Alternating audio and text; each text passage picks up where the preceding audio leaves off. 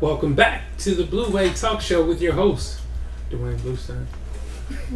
and Miss Shelley Marie.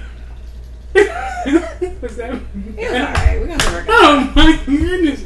You told me to tone mine down. No, I just want mine to be just as fabulous as yours. That's all.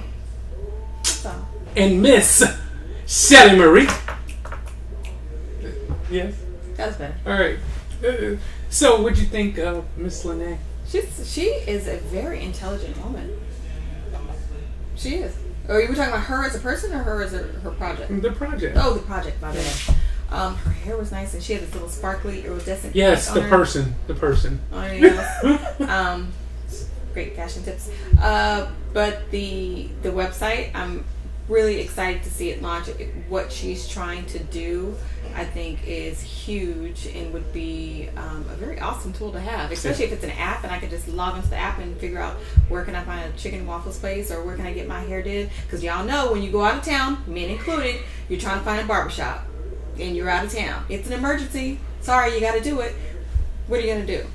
Go to Pookie's on 3rd and Roosevelt. Next to Mama and them's house? Hey, whatever. Go on Dr. Martin Luther King Jr. Wherever you are in America, and you're going to find a good barbershop. Yeah, except for here. No, there's one. Isn't there? Oh, maybe not. Tune in. Let us know. I'll find. Yeah, let us know. I mean, because I know there's one here. Check it out. Phone number 480-703-2170. Email address is thebluewavetalkshow@gmail.com. Sweet. So we are going to move into society. Mm-hmm. And you look, these are because I've been gone for 3 weeks, so I've been like crazy. So I get a point and I go like this. I'm like, oh, that would be great, but we can't talk. We ain't talking this week. Oh, that was a good one. Oh, we can't talk this week. I've been getting random emails and or texts that say, great show. Right. It would have been a perfect great show. I wish we could talk about it. I'm like, can't talk about it. You can talk about it. Talk to myself like I always do. You just put it on Facebook. No, I do. And you guys don't chime respond. in. Like, please. really, we're starting to take offense to this. All you have to do is tell the truth, shame the devil. Say something. Say something. Say anything. You can just put something. Something. Send. So where I am, because it was driving me crazy. I mean, I got a nephew. He's 6, and he's been on spring break for fall break. Fall break ever. 7 days. No, 2 weeks. He's been out 2 weeks. That's forever. Yeah, he's been out ever. Up everything. Well, Uncle D. I mean, I'm good at peanut butter and jelly. So For 2 weeks. 2 weeks you've been eating a lot of peanut butter and jelly while Uncle D's holding this little baby, putting the bottle in her mouth, saying, "Eat that peanut butter and jelly," and feeding Papu. Yeah, I've had 3. Lord, come save me, babies. I got 3 babies, 9, 6, and 4 months. Love them all. But he's been busy. The problem that I have after watching his schoolwork kind of come home, how come our kids can't advance as a lot of our parents teach us at home, like you do. Mm-hmm. How come our kids can't move forward beyond where the classroom is holding them? I don't understand that. Is it do we keep them in? Okay, so if Johnny only can know 4 plus 4, but your son knows 4 times 4, why do we keep him idle and make him wait for Johnny to learn 4 plus 4 when he knows 4 times 4 and he can keep moving? No, I think it's based on the individual student, the parent, the school, and that's just a communication thing. I think I was telling you about this. I volunteered at my daughter's school, and I worked in the library and the computer lab. Very awesome, by the way. And Phoenix decides, I see her being a busybody, and she's helping this girl, and she's helping the little dude to the left, and I'm like, I'm not really supposed to be there, so I'm like, girl, stop, do your own work. But she's done.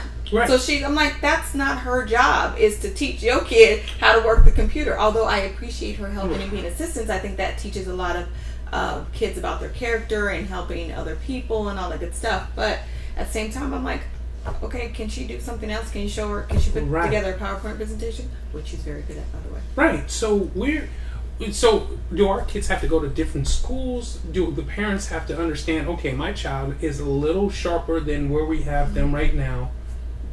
Do they need to move on? Or what is the right thing to do? The right thing to do is to have a relationship with your child's teacher. My personal opinion. And if they see that your child is excelling in a certain area, to give them more work so they don't get bored and mischievous and start pulling somebody's ponytail instead of writing their ABCs or whatever you have. But it's having a relationship and recognizing those qualities in your child and being able to move forward. Because it's not necessarily a thing where I believe every child in this particular situation is gifted. They could just be really good in a certain area. So you want to promote that. You want to push that so they can truly excel. Well, after watching, I watch these kids, and there are some kids that get it, and then there are some kids that just don't get it. And I just want to know, with the new iPads, the iPads that they're doing in school now, so kids are able to have iPads in school and iPads at home, right, to be able to do all the works. Lucky. It's incredible. I'm like, you have your own computers in both places, which is great. We always say we want to teach our kids technology to change what's going on. But the schools that don't have this type of technology, how do we as a community kind of help those kids out? Because not every kid is like my nephew's school that has all these things that they can afford. So the kids that are in the different districts that don't get anything, and they don't have the support from their parents, when is it our time to kind of say, hold on, these are advantages that we have over here, but disadvantages over here, but then we question why our kids act the way that they do.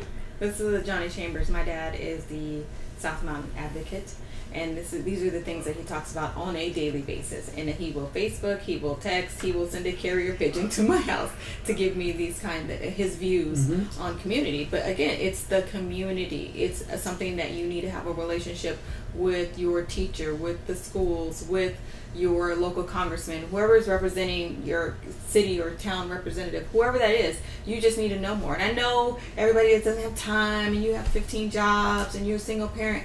Boo, get over it. As your job as a parent and you want your child to have the best, you need to make time. You can make time to go get your hair done. You can make time to go to happy hour. You can make time to write your local congressman about why your kid doesn't have a smart board in their classroom. And they need some help. They do. I mean, some of the schools that I grew up in Roosevelt School District, which has always been known to be very sucky, for lack of a better word. But I'm noticing some of those schools, even though they're technically in troubled areas, that they are starting to get some of the basics things. But I mean, when we were growing up, smart boards, really? But now it's like it's what's required. It's what's expected. And when you expect more, you get more. So if we, as people in the community, start expecting more from our schools, then I think it'll happen. But it doesn't just end with the school. It ends with the parenting relationship. But the parents are getting so much younger. Right. And there are so many single parents. Right. That it's an excuse instead of... It's an excuse. You know what I'm saying? It's an excuse instead of someone saying, an opportunity to say, you know what, I'm gonna jump on this, and I'm gonna change, because all it takes is one. One parent to really go in there and say, look, this is unacceptable, and we really need to change the culture. You have to change the culture before you can start pointing fingers, and that's where I think that we need to kind of introduce. Honestly, I'm over the whole pointing fingers things. Not necessarily me per se, but I'm like, okay, we can point fingers all day, but it's just busy work. We're spinning the wheels. So how about we figure out how to move forward, how to fix it? Can we fix it? Like, I really don't care what happened in the last principal or whatever. It doesn't matter to me. Let's fix it now. Now we know this is a problem. How do we move forward? How do we fix it? And to your point about the single parents, it's that whole, it takes a village to raise a family, because if you're a young parent, I was a young parent. I was 20 when I had my son. And it was like, it was part of what was going on in my hood. Everybody had kids at 17, 19. So I did what they did. And I didn't necessarily see anything wrong with that. But it goes to say, my dad used to have this saying that if you hang with 9, 10 broke friends, you're about to be the 10th. It's the same thing. Like, if you hang around young, productive parents, then you are going to be a young, productive parent. Right.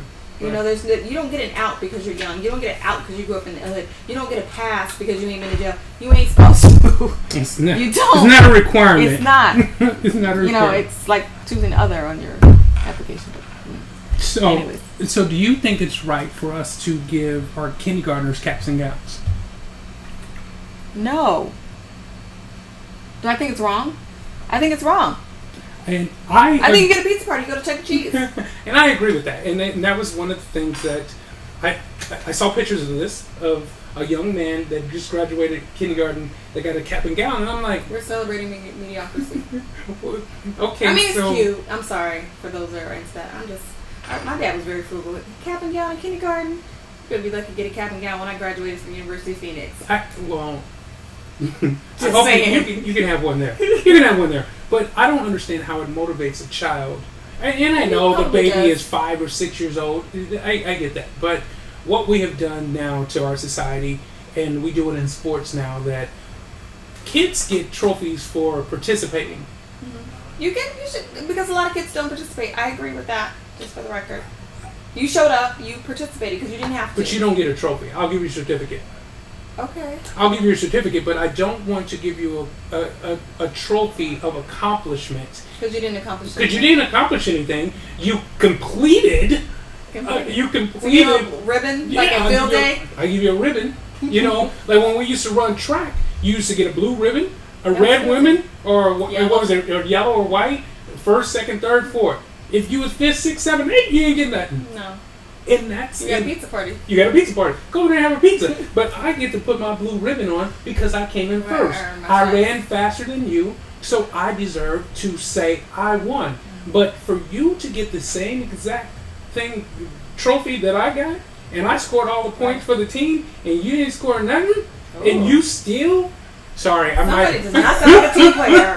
We need to talk about that. That's not true. I'm one of the best team players out there. But the point being is, I don't think that our kids should be given things and expected to say, all right, I showed up, I want my trophy.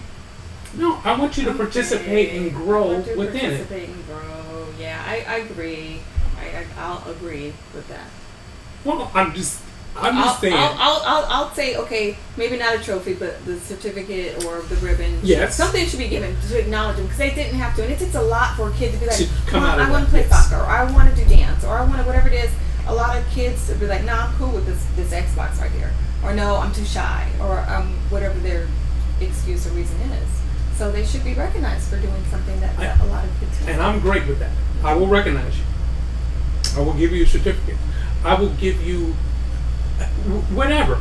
But I also want my kids that are excelling at that type of, if it's spelling bee, if it's kickball, track, I don't care what it is. I'm sensitive on that right now, but I want you to excel at it, and I want us to show you that we appreciate that you're excelling at something that you've taken interest in.